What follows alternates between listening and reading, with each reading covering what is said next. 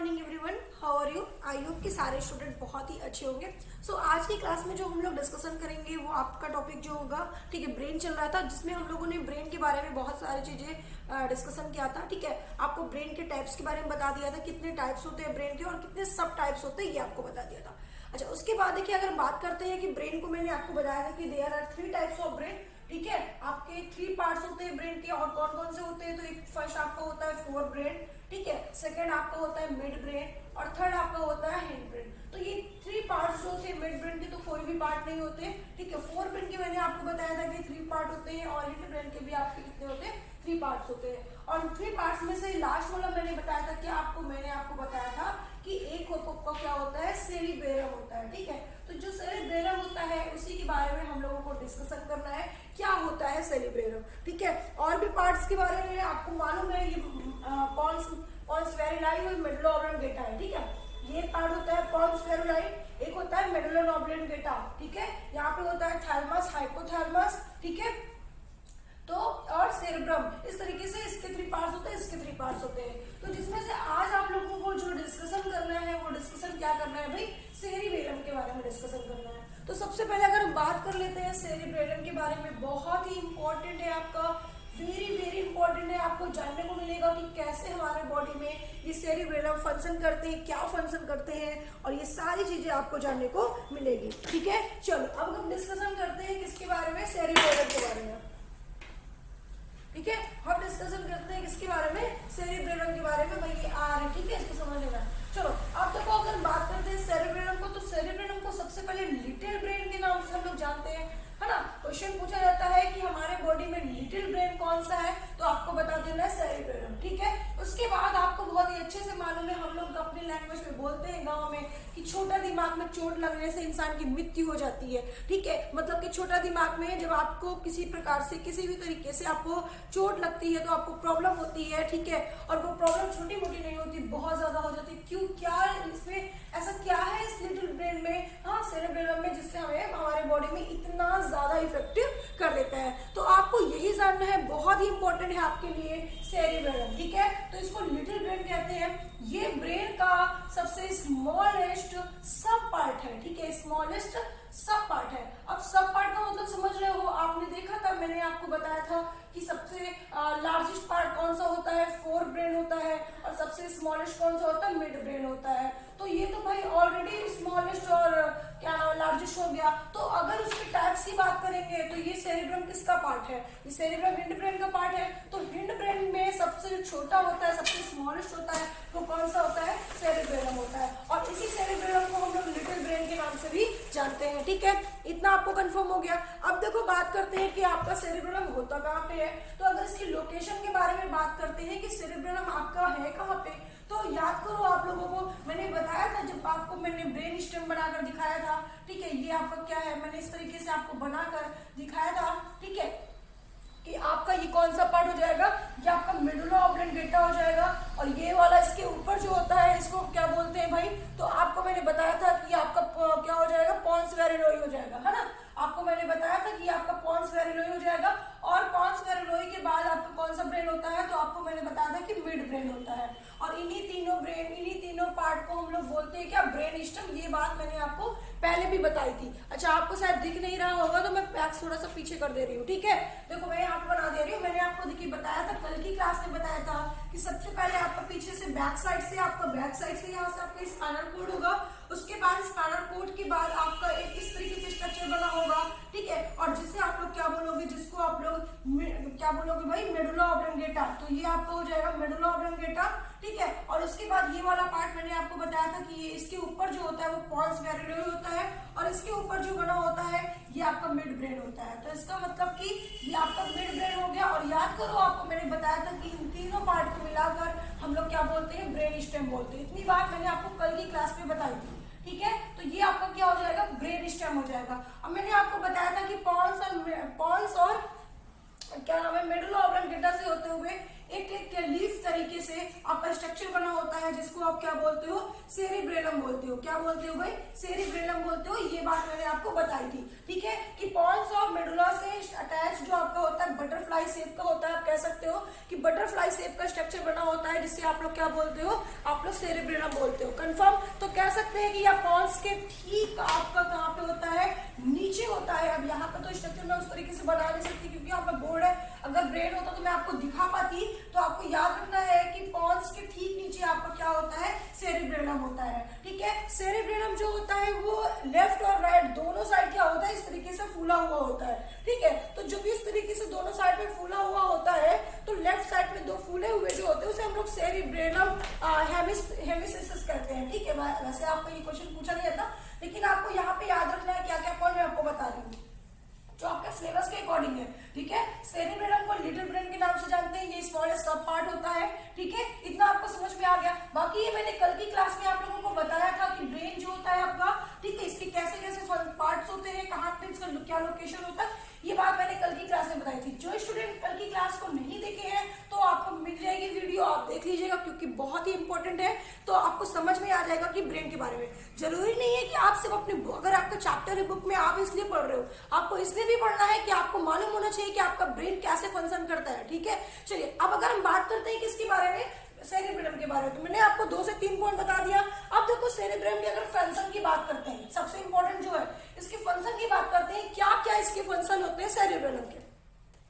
तो सबसे पहले भाई सेरिब्रेलम का फंक्शन आपको देता है बॉडी को बैलेंस बनाने में, ठीक है, बॉडी को बैलेंसिंग करने में। अब देखो यहाँ पे आपको बहुत सारी चीजें मिलेगी। बॉडी को बैलेंसिंग करने का मतलब क्या होता है कि शरीर को संतुलन बनाए रखना, है ना। तो बॉडी बैलेंसिंग में, ठीक है। उसके बाद देखिए मसल्स कंट्रक्शन में, ठीक है, मसल्स कंट्रक्शन में, ठीक है, मसल्स कंट्रक्शन में, ये आपका सेकंड हो गया। अब देखो यहाँ पे देखो बॉडी बैलेंसिंग का मतलब क्या होता है। बॉडी बैलेंसिंग का मतलब आप समझ रहे हो, अगर आप खड़े हो तो मतलब आपकी बॉडी बैलेंसिंग सही है इसीलिए आप खड़े हो। अगर आपकी बॉडी बैलेंसिंग सही नहीं रहेगी तो क्या आप खड़े रह पाओगे, आप लुजुर करते रहोगे, गिरते रहोगे। जैसे लोग एल्कोहल वगैरह जब कर लेते हैं, ड्रिंक वगैरह कर लेते हैं, तो उसके बाद जैसे उनकी बॉडी क्या करती है, काम करना बंद कर देती है। काम करने का मतलब कि वो एक कहीं यहाँ पे टहलते हैं, कहीं यहाँ पे गिरते हैं, कहीं आगे गिरते हैं, कहीं पीछे गिरते हैं, तो इस तरीके से इनकी बॉडी होने लगती है, ठीक है। तो ये सब क्या है, इनके बॉडी में बॉडी बैलेंसिंग नहीं हो रही है। तो हमारे बॉडी को बैलेंस करने का काम भी कौन करता है, तो आपको याद रखना है क्या, मैम सेरिब्रेलम करता है। आपको यहाँ पे याद रखना है कि ब्रेन का सब पार्ट, स्मॉलेस्ट सब पार्ट जिसे हम सेरिब्रेलम कहते हैं, वो हमारे बॉडी को कंट्रोल करने का, हमारे बॉडी के बैलेंसिंग को कंट्रोल करने का काम करता है। फर्स्ट आपको ये समझ में आ गया। सेकेंड फंक्शन होता है क्या, कि मसल्स कंट्रैक्शन। मसल्स कंट्रैक्शन में क्या करता है, अब जैसे कि मसल्स को कंट्रैक्शन करने का मतलब क्या, अब जैसे कि मान लो कि अगर मसल्स को कंट्रैक्शन करने में भी हेल्प करता है ये, ठीक है, हेल्प करता है। हम कह सकते हैं कि इसी के कंट्रोल में रहता है। अगर यही कंट्रोल करता है कब हमारा मसल्स मूव होगा, कब बाहर जाएगा, कब कैसे होगा। जैसे भी हमारे बॉडी में मसल्स के फंक्शंस होते हैं, मसल्स के जो यूज होते हैं, वो सारा कंट्रोल करने का काम कौन करता है, हमारे बॉडी में सेरिब्रेलम करता है। फॉर एग्जाम्पल, अब जैसे कि अगर आप हार्ट को ले लेते हो तो हार्ट क्या करता है, एक बार रिलैक्स करता है ना, एक बार रिलैक्स करता है, ठीक है, और एक बार कॉन्ट्रैक्ट करता है। पहले कॉन्ट्रैक्ट करता है फिर रिलैक्स करता है। तो कॉन्ट्रैक्ट और रिलैक्स करता रहता है आपका कौन, हार्ट। अब आप देखो अगर आपका हार्ट में क्या होता है, मसल्स से कॉन्ट्रैक्शन रिलैक्स करते हैं, ठीक है। तो अगर आपको ये कंट्रोल ना करे सेरिब्रेलम और कह दे भाई तुम कॉन्ट्रैक्ट और रिलैक्स करो ही ना, तो क्या आपके बॉडी से ब्लड अंदर आ पाएगा, क्या आपके बॉडी से ब्लड बाहर जा पाएगा, बिल्कुल नहीं हो पाएगा। क्योंकि जब वो कंट्रैक्शन करता है तो आपके ब्लड अंदर आते हैं और जब वो रिलैक्स करता है तो ब्लड आपका बाहर जाता है। तो अगर ये चीज आपके बॉडी में नहीं हो पा रहा है या आपका सेरेब्रम इसको नहीं करने दे रहा है, तो क्या आपके बॉडी में ब्लड एक ऑर्गन से दूसरे ऑर्गन तक पहुंच पाएगा, नहीं पहुंच पाएगा, ठीक है। तो ये सब चीज को कंट्रोल करने का काम कौन करता है, आपका सेरेब्रम करता है। अब बहुत ध्यान समझिएगा, बहुत ही इंपॉर्टेंट है। इसलिए बोलते हैं कि जब सेरेब्रम खराब हो जाता है तो आपकी डेथ हो जाती है, क्योंकि सिंपल सी बात है कि जब हमारा ब्लड हमारे बॉडी तक नहीं पहुंच पाएगा तो ऑक्सीजन नहीं पहुंच पाएगा, ऑक्सीजन नहीं पहुंच पाएगा तो आपके बॉडी में सिंपल सी बात है कि डेड हो जाएगी, ठीक है। अच्छा, उसके अलावा देखिए ये आपकी स्पीकिंग पावर को भी कंट्रोल करता है, ये आपके बॉडी की स्पीकिंग पावर को भी कंट्रोल करता है। स्पीकिंग पावर को कंट्रोल करने का मतलब कि जैसे मैं आपको बोल रही हूँ, मैं आपसे बोल रही हूँ, तो ये हमारा सेरेब्रम डिसाइड करेगा कि हमें हिंदी में बोलना है, कि हमें इंग्लिश लैंग्वेज में बोलना है, हमें किस लैंग्वेज में बोलना है, हमें क्या बोलना है, आपको हमें गाली देना है, कैसे बोलना है, ये सारी चीजें आपको कौन करता है, आपका सेरेब्रम करता है। ठीक है, तो ये हमारा यहाँ पे आपको ध्यान देना है कि स्पीकिंग पावर को भी कंट्रोल कौन करता है, आपका सेरेब्रम करना है। आपको कैसे बोलना है, किस लैंग्वेज में बोलना है, क्या बोलना है, इन सब चीज को कंट्रोल करने का काम कौन करता है, आपका सेरेब्रम कंट्रोल करता है। ठीक है, अब सबसे इंपॉर्टेंट चीज, जब आप कभी अल्कोहल वगैरह करते हो, ठीक है, अब देखो समझना, बहुत ध्यान समझना, जब आप कभी अल्कोहल वगैरह करते हो तो अल्कोहल वगैरह जैसे ही करते हो, बहुत ज्यादा मात्रा में आप लोग, बहुत ही लिमिट से ज्यादा आप अल्कोहल कर लेते हो, तो आपका सेरेब्रम क्या होता है, डीएक्टिवेटेड हो जाता है। डीएक्टिवेट हो जाता है, ऐसा नहीं कि खराब हो जाता है, आपका डीएक्टिवेट हो जाता है, खराब होने का कोई चांस नहीं होता यहाँ पे, ये डीएक्टिवेट हो जाता है। अब जब आपका सेरेब्रम डीएक्टिवेट हो गया, ठीक है, आपका सेरेब्रम जब डीएक्टिवेट हो गया तो देखो अब आपका काम करना ये बंद कर दिया है ना, तो हमारे बॉडी का क्या बैलेंसिंग बनाना छोड़ देगा, है ना, बॉडी का बैलेंसिंग बनाना छोड़ देगा, बॉडी में बैलेंसिंग ही नहीं हो पाएगी। तो हम लोग क्या होता है, ड्रिंक वगैरह पीते हैं तो कभी नाली में गिरे होते हैं, कभी कहाँ गिरे होते हैं, कभी कैसे रहते हैं, कुछ ज्यादा पता नहीं रहता, कोई वो रहता, सही से खड़े नहीं हो पाते, खड़े हैं डगमगा रहे हैं ऐसे वैसे। तो ये सब क्या है, सेरेब्रम आपका डीएक्टिवेट हो गया और आपकी सेरेब्रम क्या कर रहा है, बॉडी को बैलेंसिंग बना ही नहीं पा रहा है। तो इसी वजह से आपके साथ ऐसा होता है एंड अल्कोहल पीने के बाद। तो आप कह सकते हो कि excess consumption of alcohol effects cerebrum.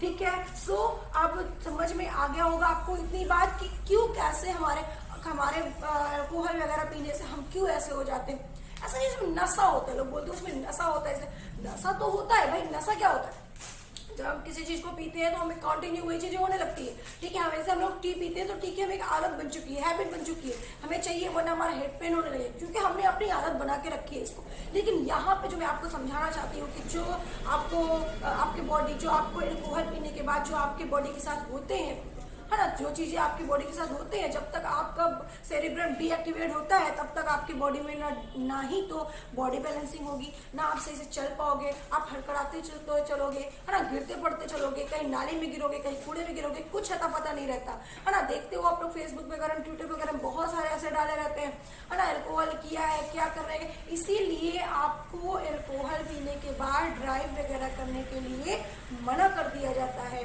उसके बाद सुनिए, अभी आपको और बहुत सारी इंटरेस्टिंग चीजें मिलेंगी इसमें जानने को। पहला तो आपको ये समझ में आ गया। दूसरा, हमने बोला ये स्पीकिंग पावर को भी कंट्रोल करता है। तो जब आप देखते हो कि जब आप मतलब कि अल्कोहल वगैरह, ड्रिंक वगैरह कर लेते हो, उसके बाद आपको क्या बोलना है कुछ समझ में नहीं आता, और क्या, क्योंकि वो डीएक्टिवेट हो गया, जो मन में आ रहा है बड़बड़ लगे हो, कोई मतलब नहीं है, क्योंकि ये आपकी स्पीकिंग पावर को भी कंट्रोल करता है, और वो तो डीएक्टिवेट हो गया जो कंट्रोल करने वाला है। उसके बाद मैंने बताया था कि मसल्स कंट्रक्शन, उसके बाद उसमें कुछ नहीं होता, कोई मूवमेंट नहीं हो पा रहा है सही से, वो कहीं भी जा रहा है, कैसे भी जा रहा है, कुछ काम नहीं कर रहा है। तो ये सारा क्या है, सेरेब्रम का काम होता है, ये सबको क्या करता है, कंट्रोल करने का काम करता है। ठीक है, अब देखो, जब आपका, ठीक है, जब आपका सेरेब्रम खराब हो जाता है, जब आपका सेरेब्रम खराब हो जाता है तो आपकी बॉडी डेड हो जाती है ना। जब आपका सेरेब्रम खराब हो जाता है तो आपकी बॉडी डेड हो जाती है।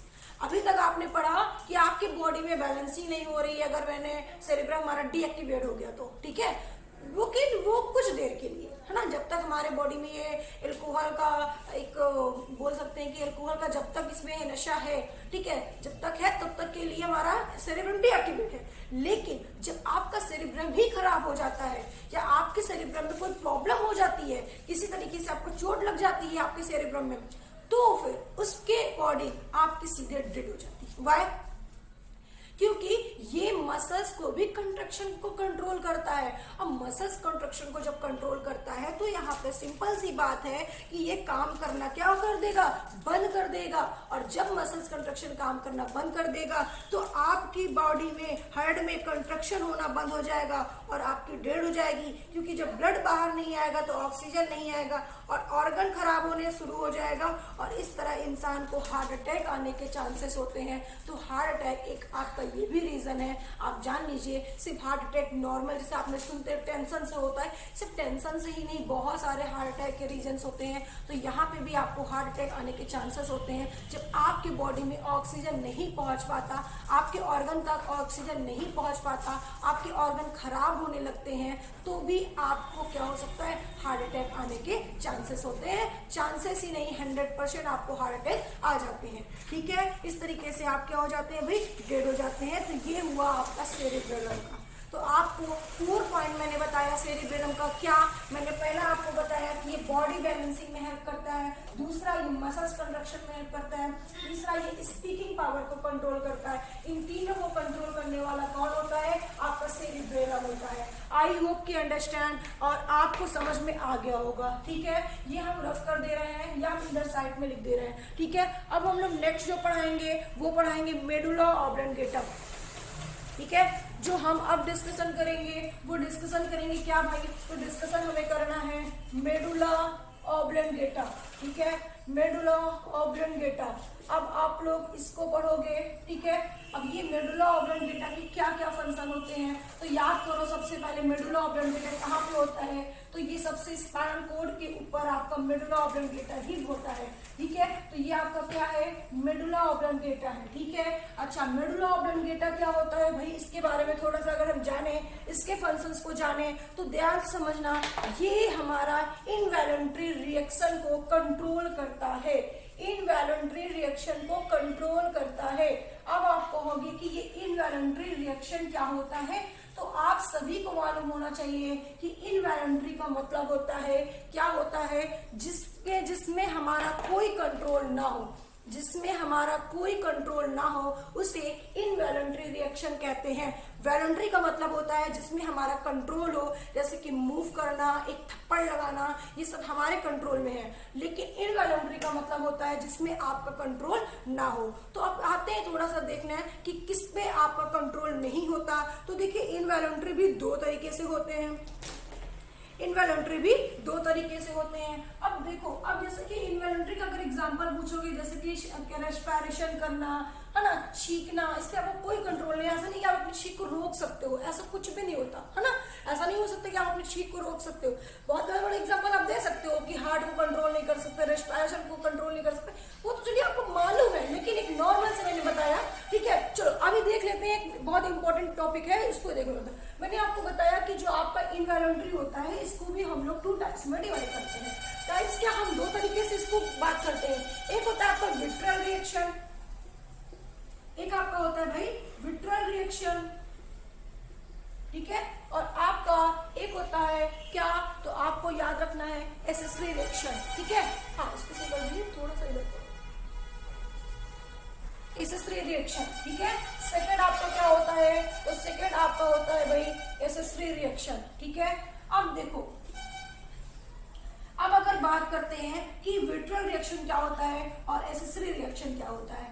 विट्रल रिएक्शन का मतलब क्या होता है, ऐसे रिएक्शन जो इनवॉलंटरी रिएक्शन हो, अगर आपके बॉडी में बंद हो जाए तो आपकी डेड हो जाती है।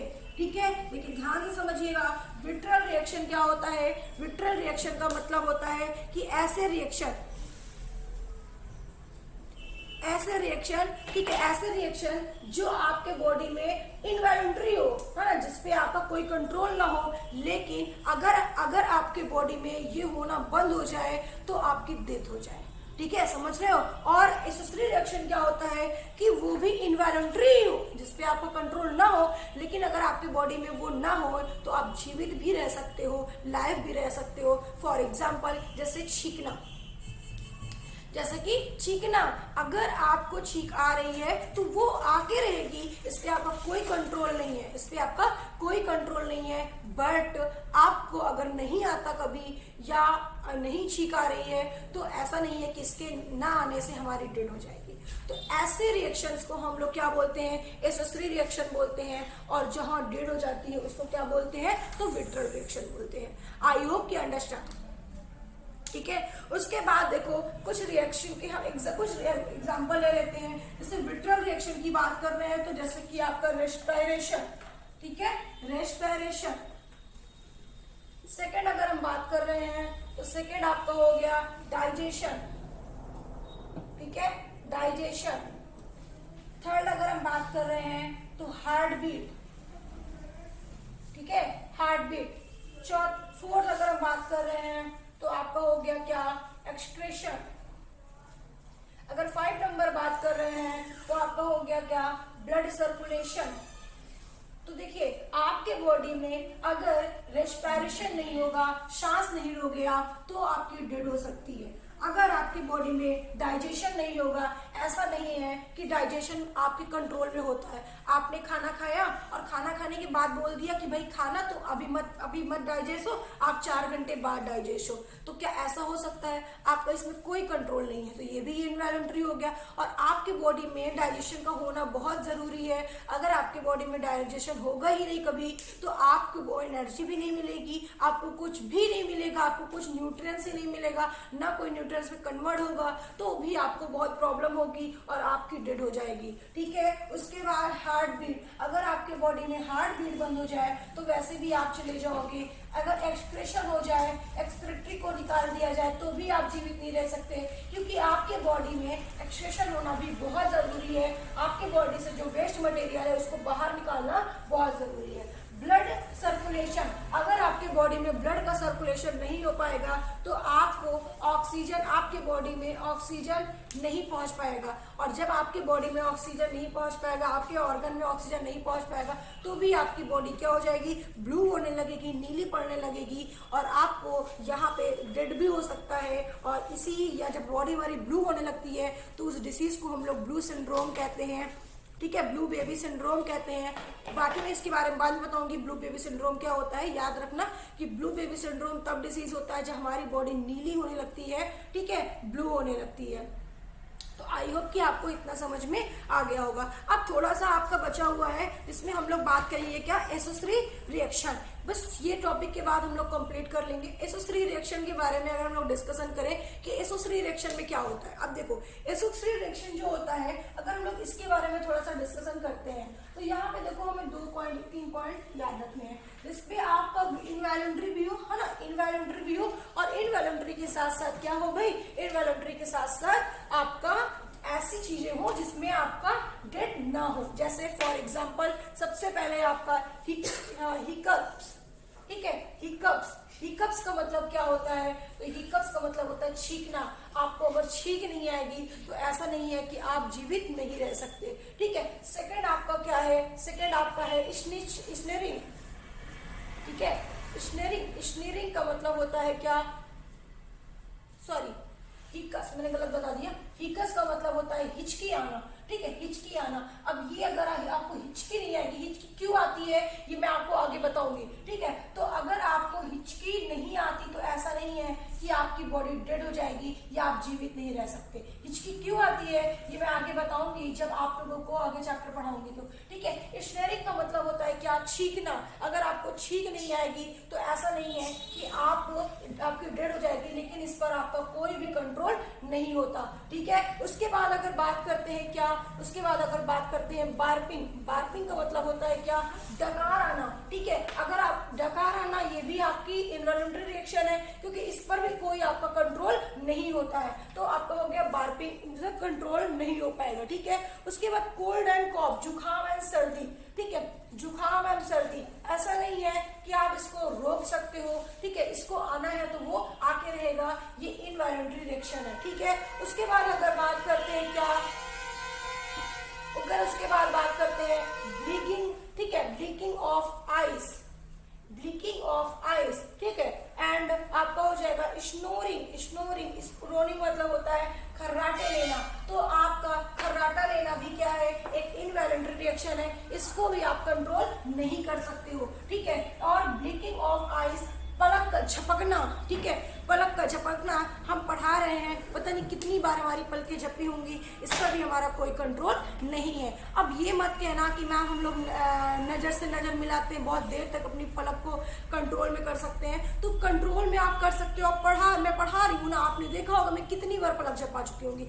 अब इस पे क्या मेरा कंट्रोल है, मेरा कंट्रोल तब तक मैं ये हम इसे वॉलंटरी कह सकते नहीं, तब तक नहीं कह सकते पर कि हम खुद से कंट्रोल ना कर सके। अगर हम चाहें, जैसे कि हम हाथ है तो हमारा अगर मन होगा तो हम चाह सकते हैं कि हम इसको, आपको कभी इस हाथ से ऐसे मतलब कि हाथ को ना मारे, या हम अगर हमारे हैंड पर कंट्रोल है, हम अगर चाहेंगे तो इस हैंड को हम हमेशा नीचे रखेंगे, ऊपर रखेंगे ही नहीं, है ना। इस पे हमारा कंट्रोल है, ये हमारी मर्जी है, हमारे ऊपर कंट्रोल है इस हैंड पे। लेकिन आपका छींकना, ठीक है, आपके डकार आना, आपके आपका पलक को झपकना, ठीक है, सर्दी जुकाम होना, ये सारे इनवॉलंटरी हैं। और कैसे वॉलंटरी हैं तो आपको बताना है, एसेसरी रिएक्शन है, ठीक है। तो ये सब आप याद रखिएगा, ठीक है। ये मेडुला ऑब्लंगेटा का काम होता है, और जो मेडुला ऑब्लंगेटा होता है इन सभी को कंट्रोल करने का काम करता है। तो आपके ब्रेन को दो पार्ट मैंने आपको पढ़ा दिया, दो सब पार्ट पढ़ा दिया। एक आपको मैंने पढ़ाया सेरिब्रेलम, जिसमें आपने देखा कंट्रक्शन, मसल्स कंट्रक्शन का कंट्रोल करने का काम करता है ना, स्पीकिंग पावर को कंट्रोल करने का काम करता है, ठीक है। और एक मैंने आपको और बताया, ठीक है, उसके अलावा क्या करता है भाई, ये बॉडी बैलेंसिंग को कंट्रोल करता है। तो इस तरीके से आपको दो पॉइंट पढ़ाए, और आप भी समझ चुके होंगे कि आपके साथ आप अपने से कुछ भी नहीं करते। अभी आपने केवल इतनी चीजें पढ़ी है, दो ही पॉइंट पढ़ा है, अभी तो आपको बहुत सारे पॉइंट्स पढ़ने हैं इसमें, ठीक है। तो ब्रेन की बाकी का क्लासेस हम लोग कर लेंगे, आज की क्लास यहीं पे कंप्लीट करते हैं, ठीक है। तो इतनी चीजें आपको समझ में आई होगी, समझ में आ गई होगी, नो प्रॉब्लम। जो भी आपको प्रॉब्लम होती है आप कमेंट करके पूछ सकते हो। बाकी की क्लासेस हम लोग नेक्स्ट क्लास में कंटिन्यू रखेंगे, ठीक है।